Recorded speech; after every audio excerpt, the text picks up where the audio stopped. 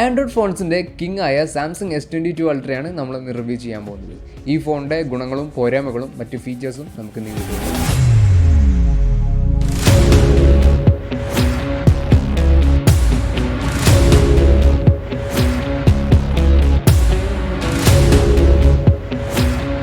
ഈ ഫോൺ നമുക്ക് റിവ്യൂ ചെയ്യാനായിട്ട് തന്നത് ഇമേജ് മൊബൈൽസ് ആൻഡ് കമ്പ്യൂട്ടേഴ്സ് ആണ്. നിങ്ങൾക്ക് ഈ ഫോൺ വാങ്ങാൻ പ്ലാൻ ഉണ്ട് എന്നുണ്ടെങ്കിൽ നിങ്ങൾക്ക് ഇമേജ് മൊബൈൽസ് ആൻഡ് കമ്പ്യൂട്ടേഴ്സിനെ കോൺടാക്ട് ചെയ്യാവുന്നതാണ്. ഇതിൻ്റെ സെപ്പറേറ്റ് അൺബോക്സിംഗ് വീഡിയോ നമ്മൾ ചെയ്തിട്ടില്ല.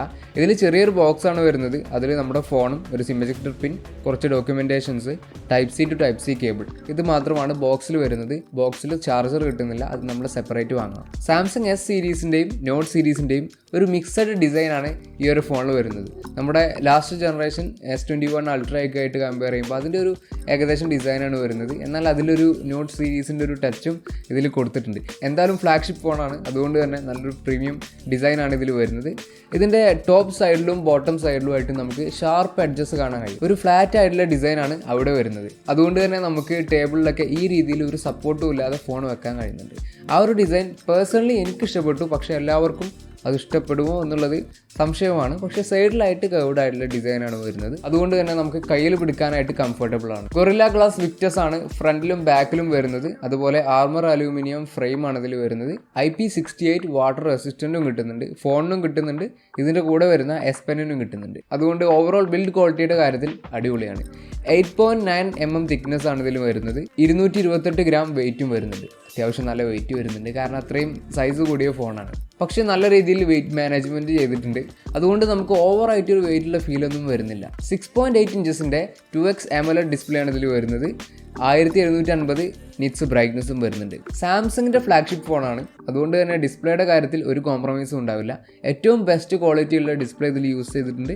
നല്ല രീതിയിലുള്ള ക്വാളിറ്റി നമുക്കിതിൽ കിട്ടുന്നുണ്ട്. ഏറ്റവും നല്ല രീതിയിലുള്ള ബ്രൈറ്റ്നസ് കിട്ടുന്നൊരു ഡിസ്പ്ലേ ആണ്. നമ്മളിപ്പോൾ അത്യാവശ്യം വെയിലുള്ള ഒരു സ്ഥലത്ത് പോയിട്ട് നമ്മൾ ഈ ഫോൺ ഉപയോഗിക്കുന്ന സമയത്ത് നമുക്ക് ഫുൾ ബ്രൈറ്റ്നസ്സിൽ ഇട്ടുകൊണ്ട് നല്ല രീതിയിൽ ഫോൺ ഉപയോഗിക്കാൻ കഴിയും. വലിയ പ്രശ്നങ്ങളൊന്നും ഇല്ലാത്ത രീതിയിൽ നമുക്ക് യൂസ് ചെയ്യാൻ കഴിയുന്നുണ്ട്. LTPO 2.0 എന്ന ടെക്നോളജിയാണ് ഇതിൽ യൂസ് ചെയ്തിട്ടുള്ളത്. അതായത് 120 ഹെഡ്സ് ആണ് ഇതിൻ്റെ റിഫ്രഷ് റേറ്റ് വരുന്നത്. ഈ 120 ഹെഡ്സ് എന്നുള്ളത് 1 ഹെഡ്സ് വരെ കുറക്കാനായിട്ട് ഈ ഒരു ഫോണിന് കഴിയും. ഡിസ്പ്ലേയിൽ പ്രത്യേകിച്ച് മോഷൻസ് ഒന്നും ഇല്ലാത്ത സമയത്ത് ഈ 120 ഹെഡ്സ് ഉള്ളത് 1 ഹെഡ്സ് വരെ പോകും. അത്രയും കുറഞ്ഞ റിഫ്രഷ് റേറ്റ് ആവും. ഇങ്ങനെ പോകുന്നത് കൊണ്ട് തന്നെ കൂടുതൽ ബാറ്ററി സേവ് ചെയ്യാനായിട്ട് അത് സഹായിക്കും. 108 മെഗാ പിക്സലിൻ്റെ f1.8 അപ്പേച്ചറുള്ള മെയിൻ ക്യാമറയാണ് ഇതിൽ വരുന്നത്. 23 mm ഫോക്കൽ ലെങ്ത്തും ഒപ്റ്റിക്കൽ ഇമേജ് സ്റ്റെബിലൈസേഷനും ഇതിൽ കിട്ടുന്നുണ്ട്. ഇതിലെടുക്കുന്ന ഫോട്ടോസ് നല്ല ക്വാളിറ്റിയുള്ള ഫോട്ടോസാണ്. ഫ്ലാഗ്ഷിപ്പ് ലെവലിലുള്ള നല്ല ബെസ്റ്റ് ക്യാമറ ക്വാളിറ്റി തന്നെ നമുക്ക് ഇതിൽ കിട്ടുന്നുണ്ട്. നല്ല ഡൈനാമിക് റേഞ്ച്, കളേഴ്സ്, ഡീറ്റെയിലിംഗ്, എല്ലാ കാര്യങ്ങളും നല്ല രീതിയിൽ തന്നെ വരുന്നുണ്ട്. നൈറ്റിൽ എടുക്കുന്ന ഫോട്ടോസും നല്ല ക്വാളിറ്റി ഉണ്ട്. നൈറ്റ് മോഡ് എനേബിൾ ചെയ്യുന്ന സമയത്ത് കുറച്ചുകൂടെ ബെറ്റർ ആയിട്ടുള്ള ഫോട്ടോസ് നമുക്ക് കിട്ടുന്നുണ്ട്. നൈറ്റ് ഫോട്ടോസിൽ വലിയ രീതിയിൽ ഗ്രൈൻസ് വരുന്ന പ്രശ്നങ്ങളൊന്നുമില്ല, നല്ല ക്വാളിറ്റി തന്നെയാണ്. ഇതിൻ്റെ ക്യാമറ നമ്മൾ iPhone 13 Pro ആയിട്ടൊന്നും കമ്പയർ ചെയ്തിട്ടില്ല.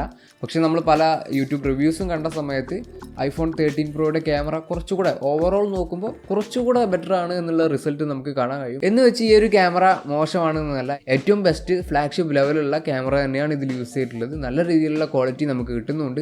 മെയിൻ ക്യാമറയിൽ നമുക്ക് പ്രത്യേകിച്ച് പോരായ്മകളൊന്നും പറയാനില്ല. ക്യാമറ സോഫ്റ്റ്വെയർ ആണെങ്കിലും നല്ല രീതിയിൽ വർക്ക് ചെയ്യുന്നുണ്ട്. നമുക്ക് അത്യാവശ്യം വേണ്ട, ആവശ്യമുള്ളതും ആവശ്യമില്ലാത്തതുമായ പല ഫീച്ചേഴ്സും ഈ ക്യാമറ സോഫ്റ്റ്വെയർ കൊടുത്തിട്ടുണ്ട്. എക്സ്പേർട്ട് റോ എന്നൊരു ആപ്ലിക്കേഷൻ ഉണ്ട്, സാംസങ് സ്റ്റോറിൽ നിന്ന് നമുക്ക് ഡൗൺലോഡ് ചെയ്യാം. ഈ ആപ്ലിക്കേഷൻ ഉപയോഗിച്ച് നമുക്ക് റോ ഫയൽസിലുള്ള ഇമേജസ് ക്യാപ്ചർ ചെയ്യാൻ കഴിയും. അഡ്വാൻസ്ഡ് ആയിട്ടുള്ള റോ ഫയൽ ഫോർമാറ്റാണ് ഇതിൽ വരുന്നത്. അതുകൊണ്ട് തന്നെ നമ്മളൊരു ഫോട്ടോ എടുത്തതിന് ശേഷം കൂടുതൽ എഡിറ്റിംഗ് വർക്ക്സ് ഒക്കെ ചെയ്യാനുള്ള ഫ്ലെക്സിബിലിറ്റി കിട്ടുന്നുണ്ട്. 10 മെഗാ പിക്സലിൻ്റെ f4.9 അപ്പേച്ചർ വരുന്ന പെരിസ്കോപ്പ് ടെലിഫോട്ടോ ലെൻസ് ഇതിൽ വരുന്നുണ്ട്. 230 mm ആണ് ഫോക്കൽ ലെങ്ത് വരുന്നത്. OIS കിട്ടുന്നുണ്ട്. 10x ഒപ്റ്റിക്കൽ സൂമും കിട്ടുന്നുണ്ട്. 10 മെഗാ പിക്സലിൻ്റെ മറ്റൊരു ടെലിഫോട്ടോ ലെൻസ് വരുന്നുണ്ട്. 2.4 അപ്പേച്ചറും 70 mm ഫോക്കൽ ലെങ്ത്തും OIS ഇതിൽ സപ്പോർട്ട് ചെയ്യുന്നുണ്ട്. 3x ഒപ്റ്റിക്കൽ സൂമാണ് ഇതിൽ വരുന്നത്. 10x ഒപ്റ്റിക്കൽ സൂമും 100x ഡിജിറ്റൽ സൂമും ഇതിൽ കിട്ടുന്നുണ്ട്. 100x ഡിജിറ്റൽ സൂം നമുക്ക് ഫോട്ടോഗ്രാഫിക്ക് അത്ര നല്ല രീതിയിൽ യൂസ്ഫുൾ ആണോ എന്നില്ല, എന്നാലും നമുക്ക് അത്ര നല്ല രീതിയിൽ സൂം ചെയ്തിട്ടുള്ള കാര്യങ്ങളൊക്കെ കാണണമെന്നുണ്ടെങ്കിൽ അങ്ങനെയുള്ള കാര്യങ്ങൾക്കൊക്കെ നമുക്ക് വേണമെങ്കിൽ യൂസ് ചെയ്യാവുന്നതാണ്.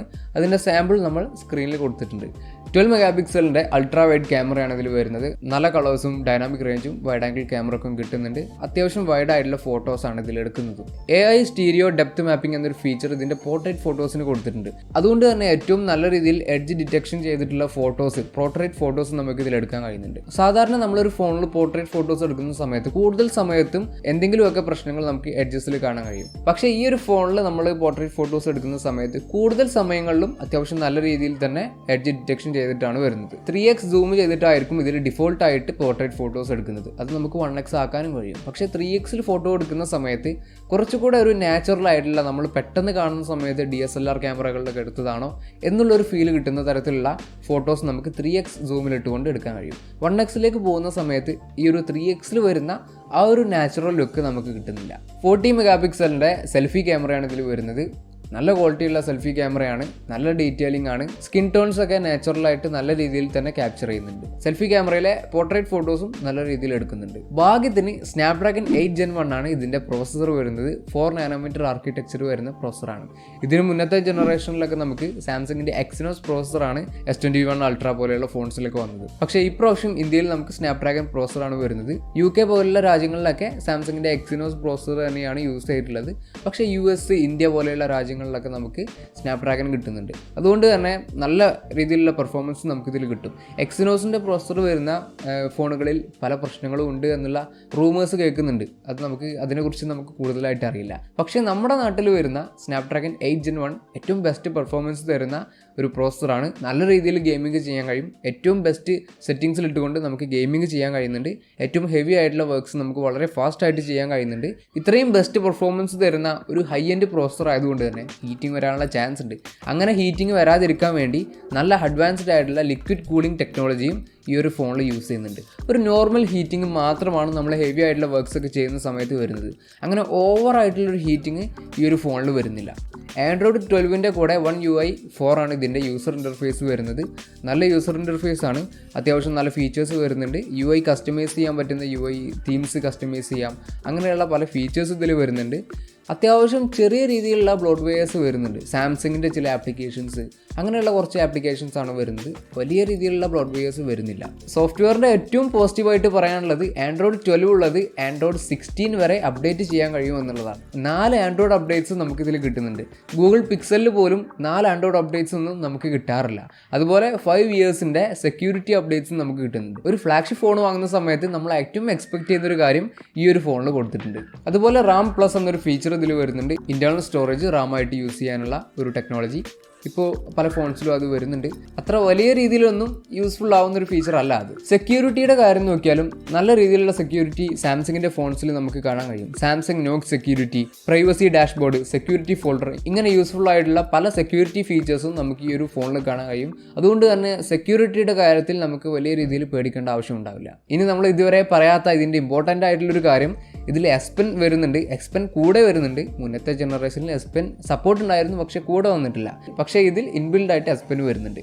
കഴിഞ്ഞ ജനറേഷനായിട്ട് കമ്പയർ ചെയ്യുമ്പോൾ 70% ലെസ് ലേറ്റൻസിയാണ് ഇതിൽ വരുന്നത്. അത്രയും ലേറ്റൻസി കുറച്ചിട്ടുണ്ട്. അതായത് 9 മില്ലി സെക്കൻഡ് ലേറ്റൻസി ഉണ്ടായിരുന്നത് ഇത്തവണ 2.8 മില്ലി സെക്കൻഡ് ആയിട്ട് കുറച്ചിട്ടുണ്ട്. അതുകൊണ്ട് നമ്മൾ S Pen ഉപയോഗിച്ച് ഇതിൽ എഴുതുന്ന സമയത്ത് നമ്മൾ പേപ്പറിൽ എഴുതുന്ന പോലെ തന്നെ വളരെ ഫാസ്റ്റായിട്ട് ഒരു ലാഗോ കാര്യങ്ങളോ ഒന്നും വരാതെ നമുക്കിതിൽ എഴുതാൻ കഴിയുന്നുണ്ട്. പിന്നെ S Penൽ നമുക്ക് പല ഫീച്ചേഴ്സ് വരുന്നുണ്ട്. സെൽഫി ക്യാമറയിൽ നിന്ന് ബാക്ക് ക്യാമറയിലേക്ക് സ്വിച്ച് ചെയ്യാൻ, അങ്ങനെ പല കാര്യങ്ങൾ, ഫോട്ടോ എടുക്കാൻ, അങ്ങനെയുള്ള കുറച്ച് ബ്ലൂടൂത്ത് ജസ്റ്റേഴ്സ്, S Pen കുറച്ച് ദൂരെ വെച്ചുകൊണ്ടുള്ള കുറച്ച് ജസ്റ്റർ കൺട്രോൾസ് ഇതിൽ വരുന്നുണ്ട്.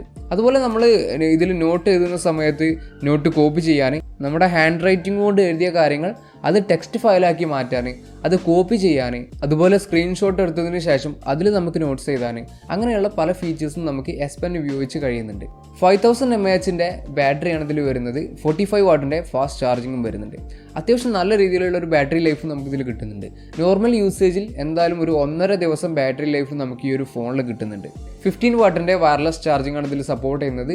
4.5 വാട്ടിൻ്റെ റിവേഴ്സ് വയർലെസ് ചാർജിങ്ങും സപ്പോർട്ട് ചെയ്യുന്നുണ്ട്. അതായത് നമ്മുടെ ഫോണിൻ്റെ മുകളിൽ നമുക്ക് വയർലെസ് ചാർജിങ് സപ്പോർട്ട് ചെയ്യുന്ന ഇയർഫോൺസ് അല്ലെങ്കിൽ വേറെ ഫോൺസ് ഒക്കെ വെച്ചിട്ട് ആ ഡിവൈസസ് ചാർജ് ചെയ്യാൻ കഴിയും. 256GB സ്റ്റോറേജും 12GB റാമും വരുന്ന ഇതിൻ്റെ സ്റ്റാർട്ടിംഗ് വേരിയൻറ്റിൻ്റെ പ്രൈസ് 1,09,999 രൂപയാണ്. എക്സ്പെൻസീവ് ആയിട്ടുള്ള ഫോണാണ്, പക്ഷേ അതിനനുസരിച്ചുള്ള അടിപൊളി ഫീച്ചേഴ്സ് തന്നെ ഈ ഫോണിൽ കിട്ടുന്നുണ്ട്. ഈ ഫോൺ നിങ്ങൾക്ക് വാങ്ങാൻ പ്ലാൻ ഉണ്ട് എന്നുണ്ടെങ്കിൽ നിങ്ങൾക്ക് ഇമേജ് മൊബൈൽസ് ആൻഡ് കമ്പ്യൂട്ടേഴ്സിനെ കോൺടാക്ട് ചെയ്യാവുന്നതാണ്. വീഡിയോ ഇഷ്ടപ്പെട്ടെങ്കിൽ ലൈക്ക് ചെയ്യാനും ഷെയർ ചെയ്യാനും മറക്കരുത്. അടുത്തൊരു വീഡിയോയിൽ കാണാം. ബൈ.